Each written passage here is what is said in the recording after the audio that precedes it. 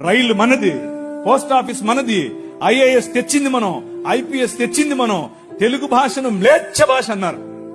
అరే ఏం భాష మాట్లాడుతున్నాడు వీడు, మ్లేచ్ఛుడా అంటే తెలుగు భాషలో డిక్షనరీ, మొట్టమొదటి డిక్షనరీ మంది. మీ నాయన రాజు, ద కింగ్, మనం ఇచ్చాం. CP brown, he was a machinery. ఆయన కలెక్టర్ మాత్రమే కాదు, మిషనరీ.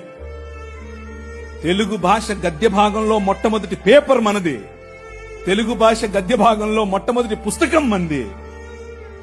వీళ్లకు వాళ్ళ సొంత రామాయణం, మహాభారతాలు కూడా ట్రాన్స్లేట్ చేసుకునే దిక్కు లేదు. అది చేసింది మనమే. నిజం చెప్తున్నాను, నేను అబద్ధం చెప్పట్లేదు. మొట్టమొదటి ట్రాన్స్లేషన్ చేసింది కూడా మనమే. వాళ్ళు అది కూడా చేయరు. ఎందుకంటే విద్య పంచకూడదు. వాళ్ళ రాజ్యంలో విద్య పంచకూడదు. మన రాజ్యం అందరికీ విద్య, ప్రతి ఒక్కరూ చదవాలి. ఎందుకు? ఇదిగో నల్లట్ట పుస్తకం కూడా చదవాలి. అర్థమవుతుందా?